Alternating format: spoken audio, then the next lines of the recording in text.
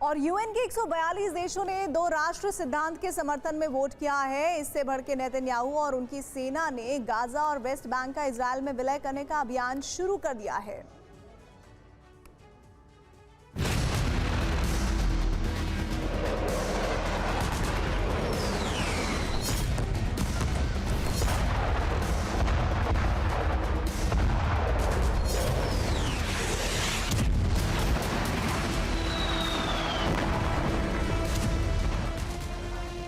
Gaza शमशान बन चुका है।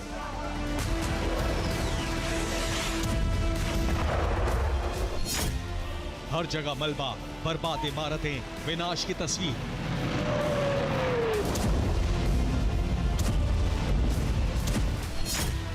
गाजा करीब करीब समतल हो चुका है।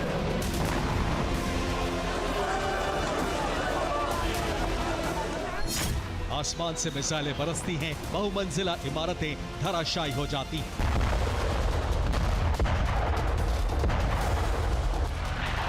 टैंक और तोप बारूद उगल रहे।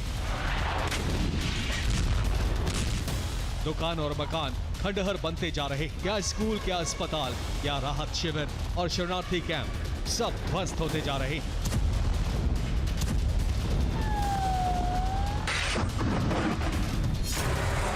गाजा की सूरत अब पूरी तरह से बदल चुकी है।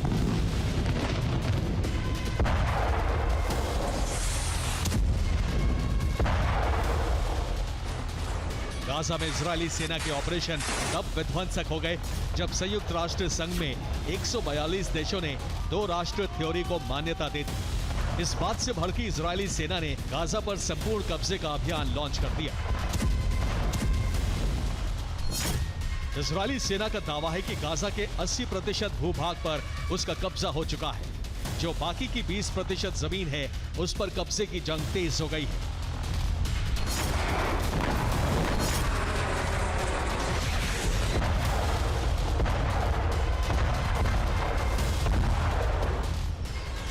गाजा में हमास का संपूर्ण अंत और उस पर कब्जा करने के लिए इजरायली सेना अब पूरी ताकत से हमले कर रही है।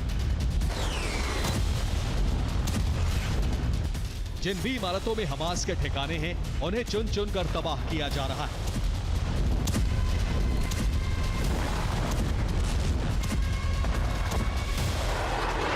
आसमान से इजरायली फाइटर जेट मिसाइलों की बरसात कर रहे हैं, तो गाजा में मौजूद इजरायल की पैदल सेना टैंक और तोप से धावा बोल रही है।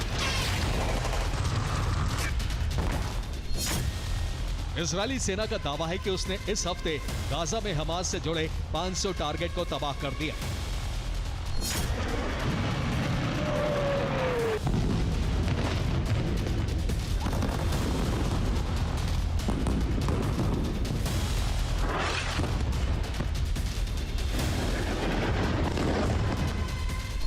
गाजा सिटी में इजरायली एयरफोर्स अब पर्चे गिराकर लोगों को बहुमंजिला इमारतें खाली करने के लिए कह रही। खाली इमारतों को जबरदस्त बमबारी कर बर्बाद किया जा रहा है।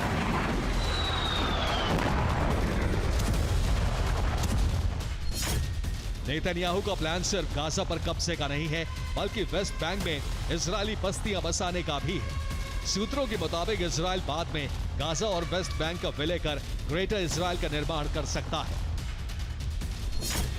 उधर इजरायल के हमले से भड़के कतर के प्रधानमंत्री अमेरिका पहुंचे।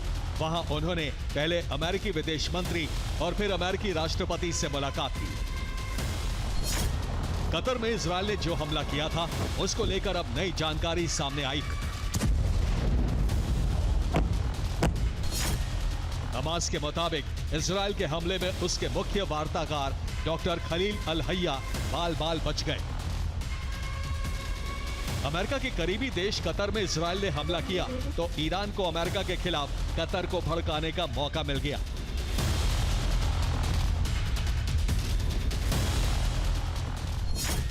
ईरानी सांसद मुस्तफा जारी ने कहा है कि अगर कतर अमेरिकी सेना को अपने देश से बाहर कर देता है तो कतर के आसमान की सुरक्षा ईरान करेगा।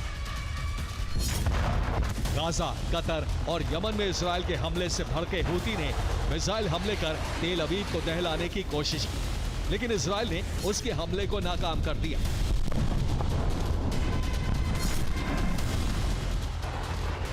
जाहिर है हालात इतने खराब हो गए हैं कि अरब के कई देशों पर बहुत बड़ा खतरा मंडराने लगा है। Bureau report, TV9, Bharat.